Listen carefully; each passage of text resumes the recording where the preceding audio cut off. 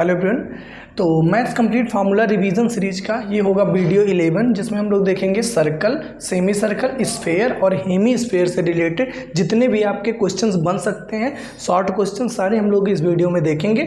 और आपसे कहना चाहूँगा कि इससे पहले ऑलरेडी 10 वीडियोज़ आ चुके हैं जिसमें हम लोग चैप्टर वाइज कॉन्सेप्ट को, शॉर्ट कॉन्सेप्ट को, फार्मूले को रिवाइज किए हैं। यहाँ पर लिंक आ रही होगा, डिस्क्रिप्शन में लिंक मिल जाएगी, जरूर देखिएगा। चलिए स्टार्ट करते हैं। पहले सर्कल के बारे में आपको पता होगा, एरिया सर्कल का क्या होता है, पाई आर स्क्वायर। सर्कमफ्रेंस की बात करें तो कितना होता है, 2 पाई आर। और सेम पेरीमीटर होता है जो कि 2 पाई आर ही होता है, सर्कमफ्रेंस से पेरीमीटर है यहाँ, ठीक है।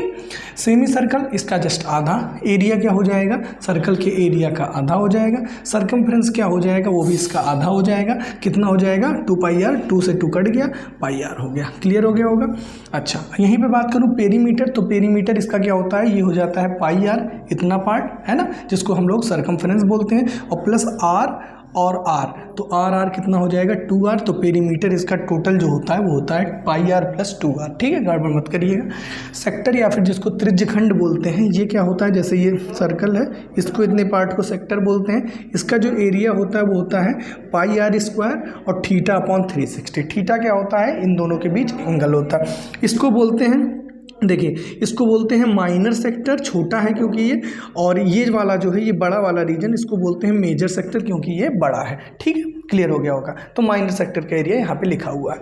सेगमेंट क्या बोलते हैं, ये जो एक कॉर्ड है और ये जो सेक्टर है, ठीक है, कॉर्ड और ये जो माइनर आर्क है, ठीक है, इसके बीच का जो एरिया होता है इसको बोलते हैं सेगमेंट बोलते हैं। तो ये छोटा है तो इसको क्या बोलेंगे, जैसे ये है तो इसको बोलते हैं माइनर सेगमेंट, और ये ऊपर वाला बड़ा है तो मेजर सेगमेंट। इसका खास कोई रोल नहीं है, बस इतना जानिए कि जो सेगमेंट का एरिया होगा वो क्या होगा। तो ध्यान से समझिएगा क्या होगा। देखो जैसे इतना पूरा है, ये मान लो सर्कल है, ठीक है, इसमें क्या कर लो, जैसे ये है सेक्टर, तो इस सेक्टर के एरिया में से इस ट्रायंगल के एरिया को, इस ट्रायंगल के एरिया को क्या कर दो, माइनस कर दो। तो ट्रायंगल का एरिया क्या होता है, यहाँ पे थीटा होगा।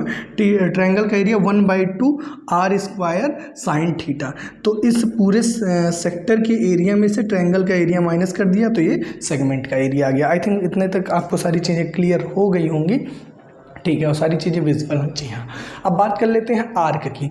तो देखो ये जो होता है लेंथ ऑफ आर्क का डायरेक्ट फार्मूला है जो कि आपसे पूछा जाता है। ये क्या होता है, देखो यहाँ पे क्या, अगर जो एरिया की बात करते थे तो यहाँ पे पाई आर स्क्वायर होता था। यहाँ पे क्योंकि लेंथ की बात की जा रही है, लेंथ ऑफ आर्क, तो ये कितना होगा, 2 पाई आर थीटा अपॉन 360। यहाँ भी थीटा, यहाँ भी थीटा होता है। अच्छा, और लगे हाथ ये भी समझ लो, जैसे मान लो ये एक सर्कल है, इसको 4 इक्वल पार्ट में ब्रेक कर दिया गया, तो ये जो ये वाला पार्ट है इसको क्वार्टर बोलते हैं, ठीक है। तो क्वार्टर का इसका एरिया अगर जो पूछा जाए तो क्या होगा बताओ, पाई आर स्क्वायर, और देखो थीटा कितना हो जाएगा, 90 अपॉन कितना, 360। तो ये क्या 9/4 हो जाएगा। तो पाई आर स्क्वायर अपॉन 4, वैसे भी आप जानते हो पूरे सर्कल का चौथाई जो होगा वही क्या होगा, क्वार्टर होगा, ठीक है। आई थिंक क्लियर हो गया होगा। चलिए अब बात कर लेते हैं स्फेयर। स्फेयर का मतलब बॉल, फुटबॉल या फिर क्रिकेट बॉल जो होती है, उसका 3D डायमेंशनल है, तो इसके वॉल्यूम का फार्मूला 4/3 पाई आर क्यूब होता है। वहीं सर्कमफ्रेंस बात करें, सर्कमफ्रेंस और टोटल माफ करिएगा, कर्व सरफेस एरिया की बात करें, टोटल सरफेस एरिया दोनों सेम होता है, जो कि होता कितना है, 4 पाई आर स्क्वायर, क्योंकि कर्व भी वही होगा और टोटल भी वही होगा, ठीक है, क्योंकि कट वगैरह नहीं किया गया है। यहीं अगर हेमीस्फेयर की बात करें तो हेमीस्फेयर में खाली अब मैं आपको 2 डिजिट याद करने को बता रहा हूँ, 3-2। कभी भी हेमीस्फेयर आए आपके दिमाग में 3-2 चलना चाहिए, ठीक है। बस वॉल्यूम क्या होगा, इसका आधा हो जाएगा। तो इसका आधा कितना हो जाएगा, इसमें आधा का मतलब 4/3 है, इसका आधा, तो आधा कट गया तो कितना हो जाएगा, 2/3। तो यहाँ पे 2/3 हो गया, ठीक। अब मैंने आपको एक डिजिट बताया है, वो क्या बताया, 3-2। अब बताओ, एक टोटल सरफेस है और एक कर्व, हमेशा टोटल वाला ज़्यादा होता है, तो मैंने क्या बताया, 3-2। तो 3-2 लिख लो, टोटल में ज़्यादा होगा, कर्व में कम, और पाई आर स्क्वायर लगा दो, तो 3 पाई आर स्क्वायर टोटल हो गया, और कर्व वाला जो हो जाएगा वो क्या हो जाएगा आपका, 2 pi R square. I think clear हो गया होगा, ट्रिक भी बता दिया, याद भी हो गया होगा। अब देखो जैसे कोई सर्कल है, वो angle in a same segment, जैसे एक सर्कल है, ठीक है, इस सर्कल में एक ऊपर सेगमेंट है, एक नीचे, तो इसको क्या बोलते हैं, अभी जस्ट बताया, माइनर सेगमेंट, मेजर। तो अगर सेम सेगमेंट में आपका कोई एंगल बनता है, देखो सेम सेगमेंट, तो ये सारे एंगल आपस में क्या होते हैं, बराबर होते हैं। तो angle is same segment always equal.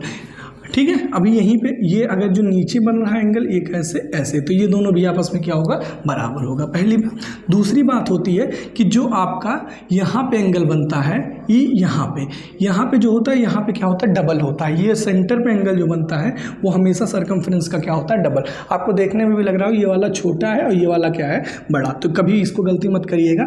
हाँ, ये कर सकते हैं, जैसे ये थीटा है तो ये θ/2 हो जाएगा, ठीक है। तो इसका जस्ट हाफ सर्कमफ्रेंस में या इसका जस्ट डबल सेंटर पे, क्लियर हो गया होगा। वही दो चीज़ यहाँ पे लिखी हुई है, ठीक है। टेंजेंट के बारे में ऑलरेडी मैं बता चुका हूँ आप लोगों को ज्योमेट्री वाले पार्ट में, नहीं देखे हो बार बार कह रहा हूँ, देख जरूर लेना।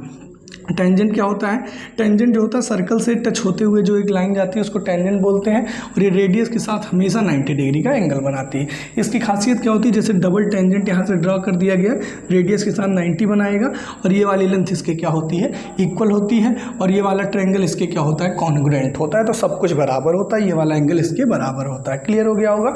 अगर कोई सर्कल है और उसके चारों तरफ एक स्क्वायर बना दिया जाए तो अपोजिट साइड का सम क्या होता है, equal, AB + CD equal AD + BC, ठीक है, क्लियर हो गया होगा। अच्छा, यहीं पे बात करते हैं, जैसे एक कॉमन टेंजेंट है, तो कॉमन टेंजेंट इसके ऑलरेडी मैंने दो बता दिया था, एक ऐसे और ऐसे जा रहा है, ट्रांसवर्स टेंजेंट इसका ऑलरेडी ज्योमेट्री वाले में बताया था, और ऐसे और इसका इसकी लेंथ ऑलरेडी मैं बता चुका हूँ ज्योमेट्री वाले पार्ट में। और यहीं पर अगर दोनों सर्कल एक दूसरे से टच हो जाते हैं तो उसकी लेंथ जो होगी वो AB = 2, और ये कैपिटल R बड़े वाले का रेडियस और स्मॉल वाले का, छोटे वाले का स्मॉल r हो जाता है √ के साथ। तो ये बात आपको दिमाग में रखना है।